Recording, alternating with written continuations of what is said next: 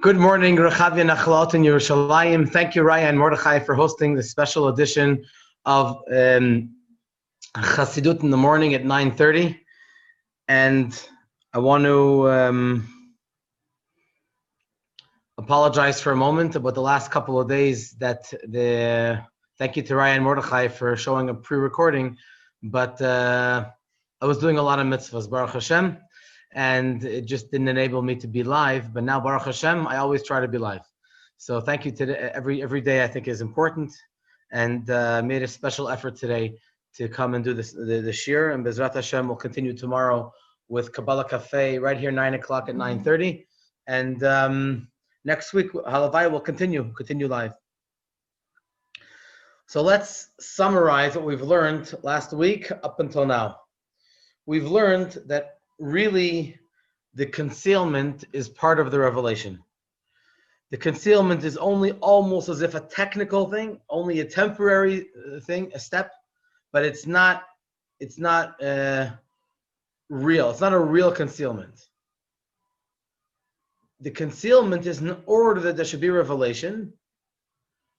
And even when there's a revelation after a certain amount of time, or 40 years as we've learned, then it will be koim adaite de Rabbe. A person will be able to understand the depth of the teaching of their teacher.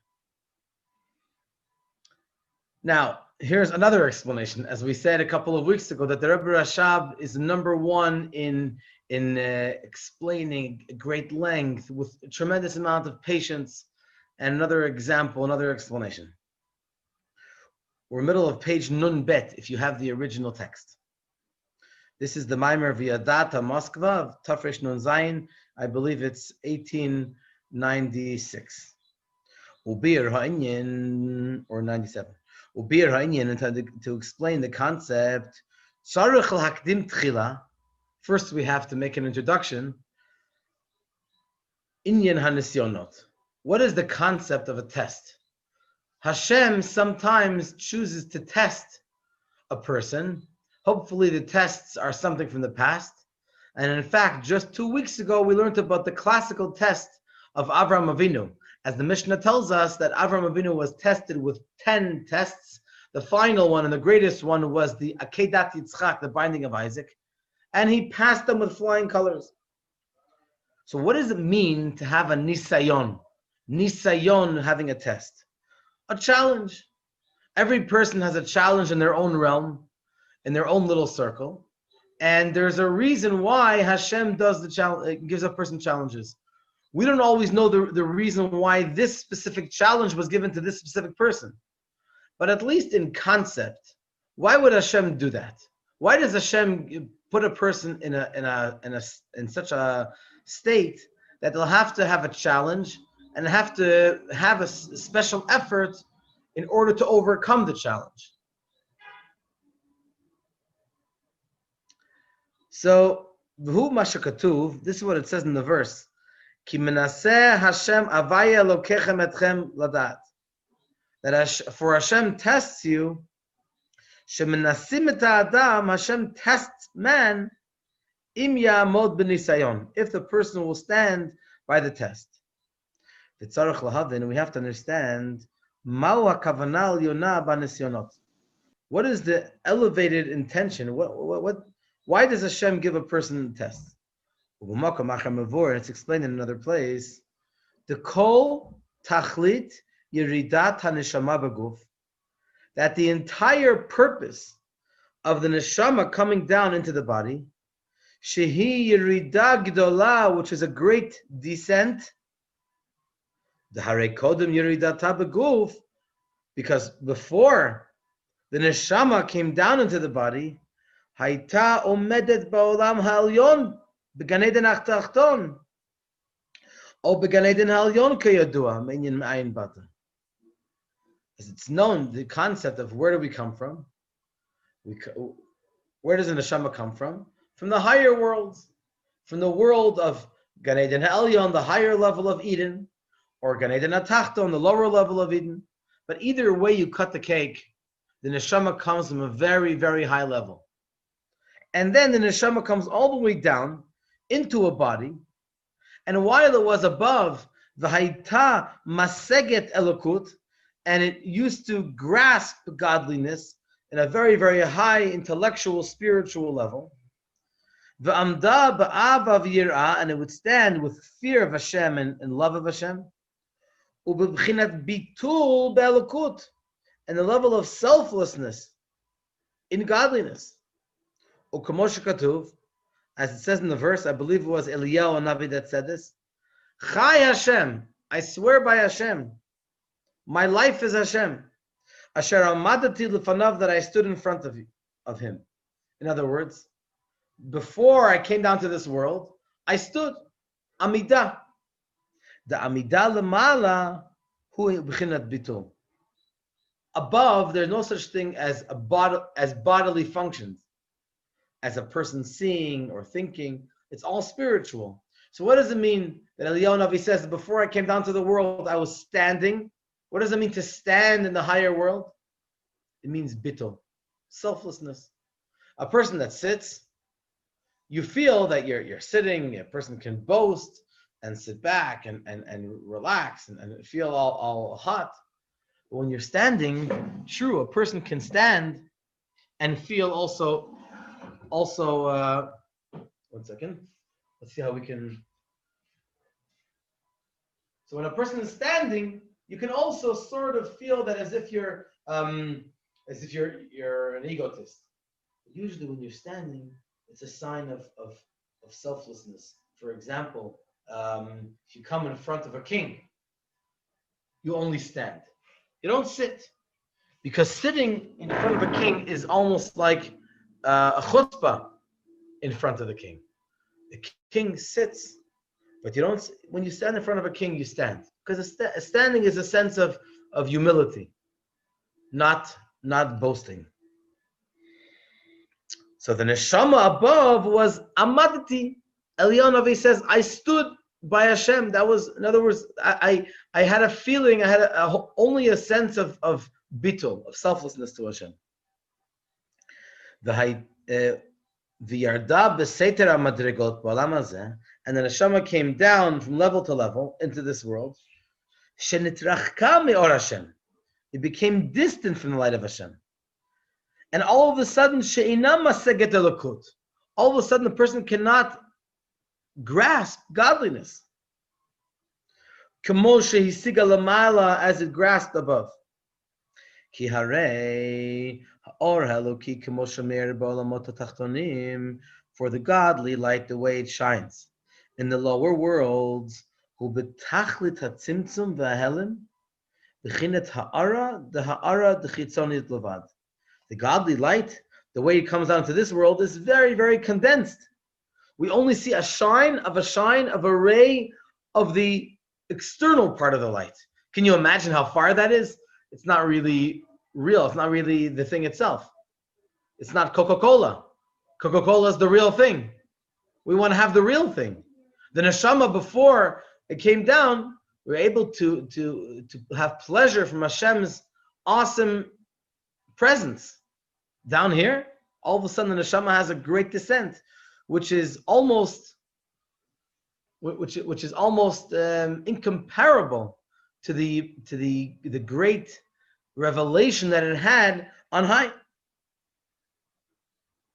V'af gamzot, and even that little sliver of revelation, ba b'bchinat hagshama, it comes in a very physical, mundane level. V'aynu hasaga megushemet, a very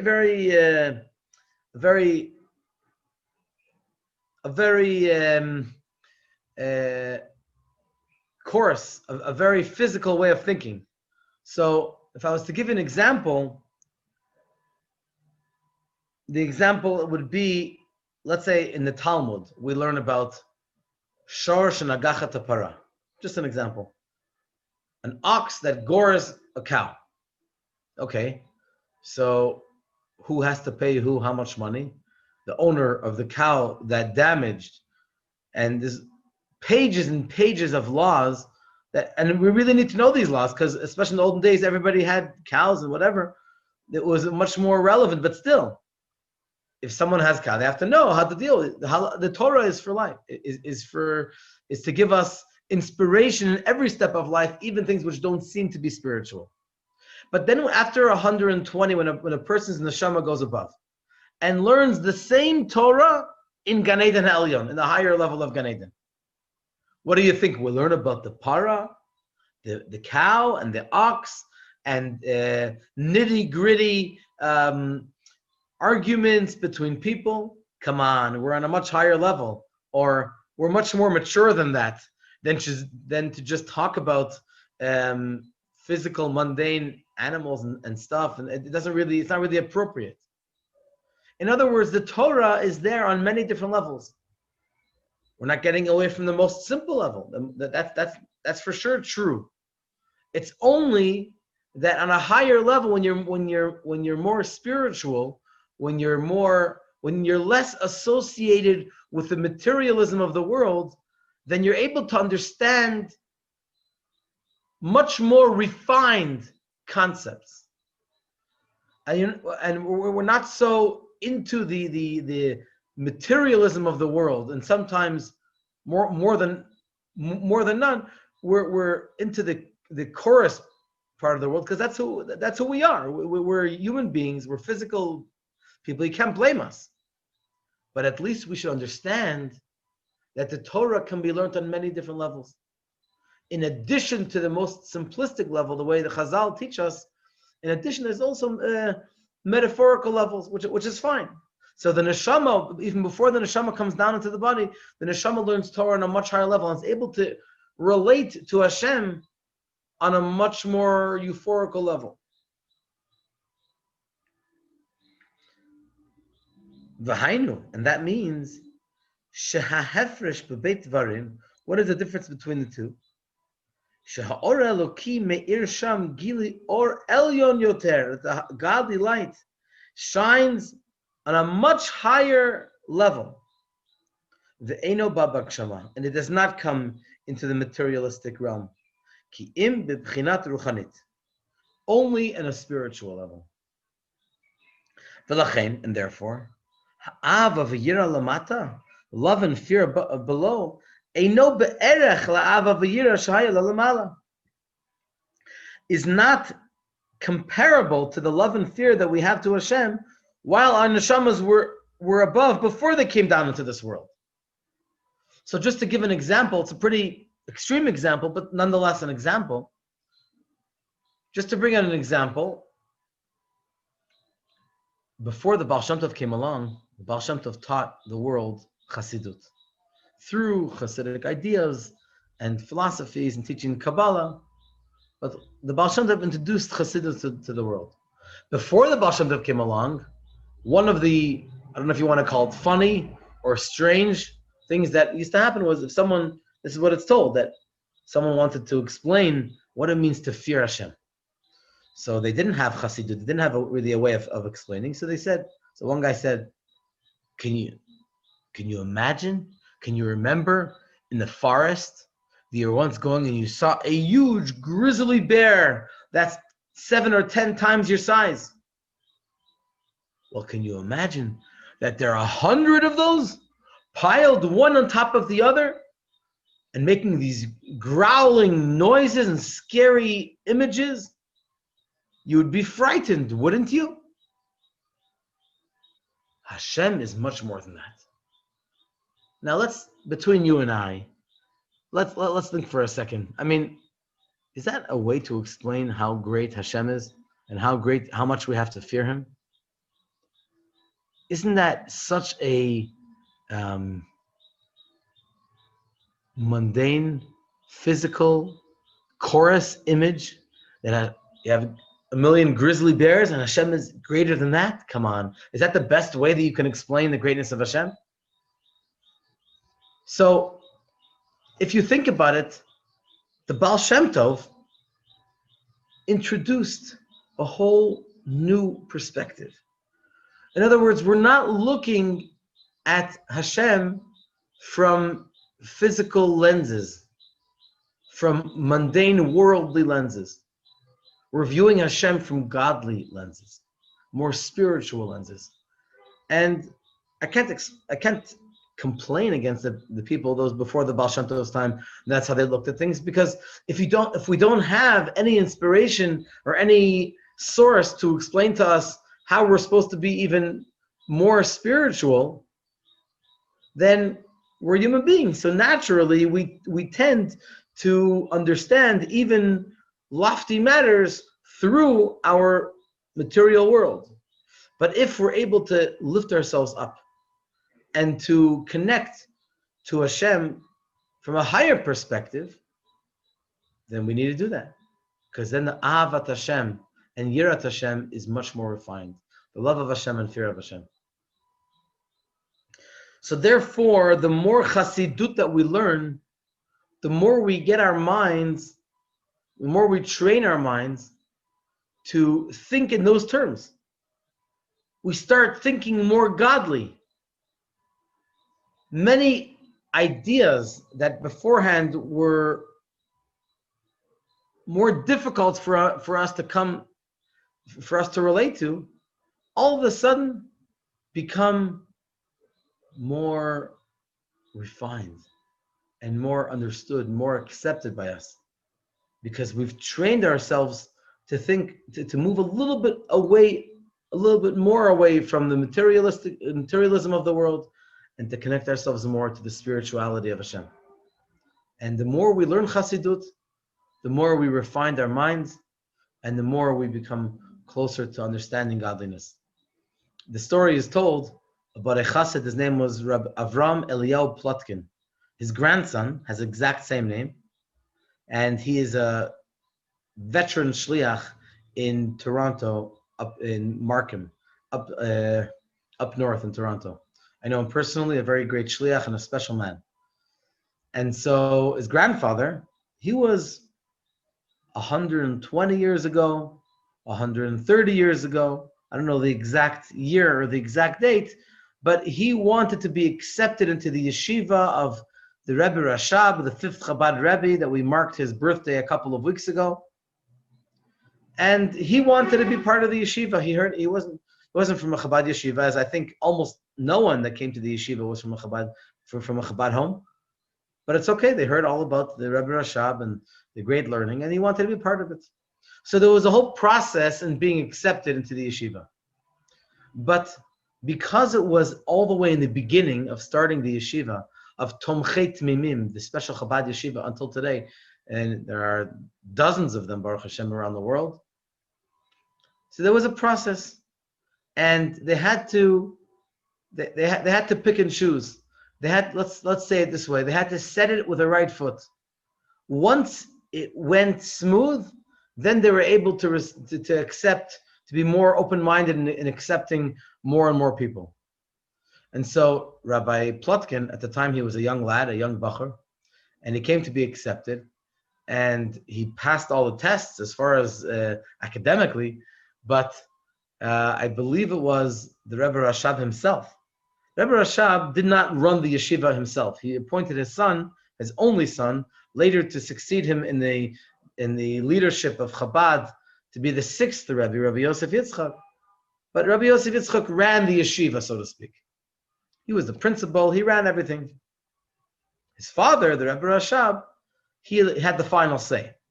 There are a number of interesting stories on the relationship and how the yeshiva ran.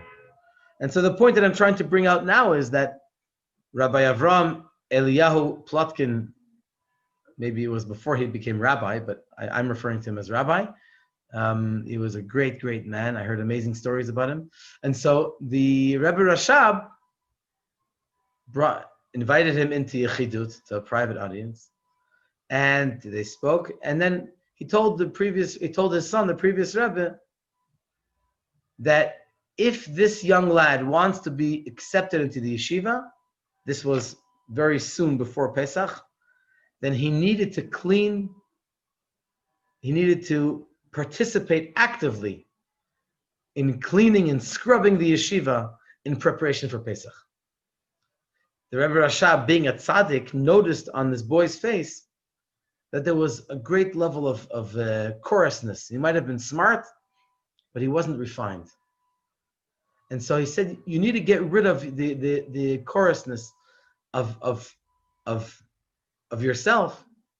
And the best way to do that is through you yourself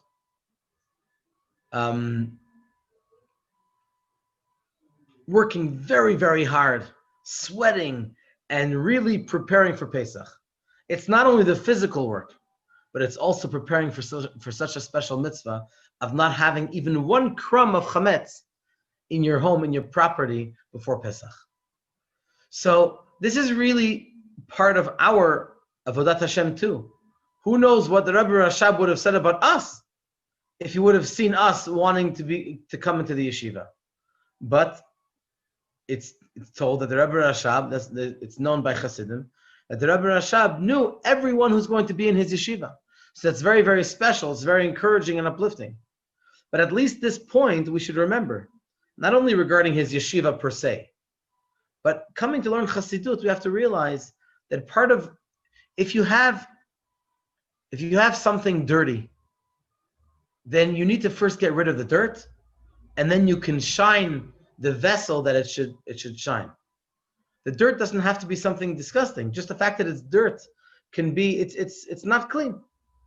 And so it's part of the rinsing, part of the process of rinsing our neshama. Like it says in the Hayom Yom, I don't remember the exact quote, but it says that saying Tehillim has a very positive effect on our neshama. And crying tears while we're saying the Tehillim, that rinses our neshama. In other words, our neshama, just davening to Hashem and saying the holy words of David HaMelech, King David, is special in and of itself.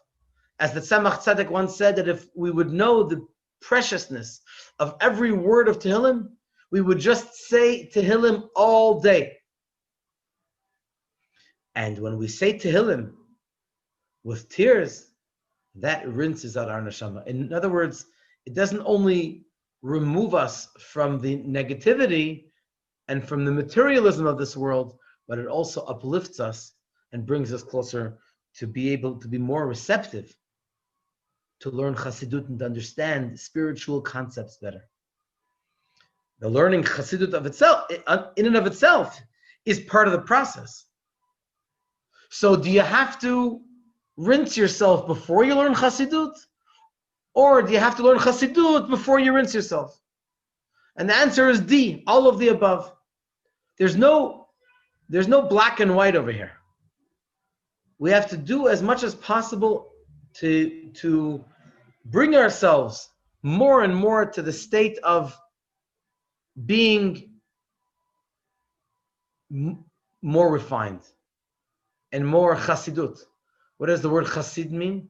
Someone that does chesed with his master, someone that becomes more refined and not so into the materialism. The odzot, let's continue in the text. And moreover, sheyarda liyot bebchinat hester panim, that it came down to be in a way of concealing the face, unfortunately, through coming down into the body. And these are all of those concealments that conceal over Hashem and His spirituality. And we have to strive a lot until we come to the godly light. All of this is a great descent. It's very unfortunate that the neshama has to experience such a great descent from being so high to come so low. So why did Hashem want that from us? What is the purpose of it coming down? Is for the tests which come to a person, which come from the level of concealment of the face of Hashem, so to speak.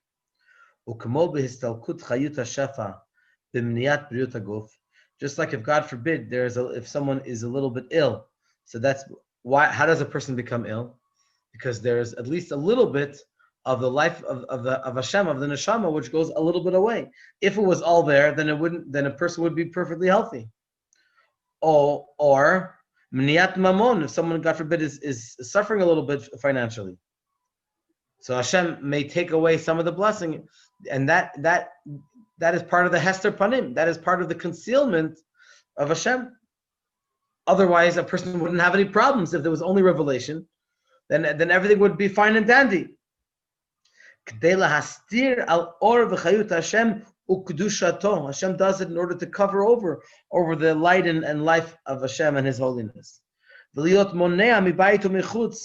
And to withdraw from within and from outside. For someone who comes to come closer to Hashem with the avodah, with the service of Hashem, b'tfilah v'torah.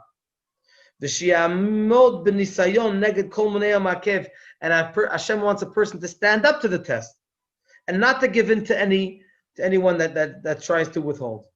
So that was the purpose of coming down, Shal Neshama of the Neshama. Shal Yidei Zeh Ba Legili Or Elin Yoter. That through the test, a person can come to a greater level. And as we said in the Tuesday night class this week, that we learned part of the course of Perek Chav Zayin 27 in the Tanya.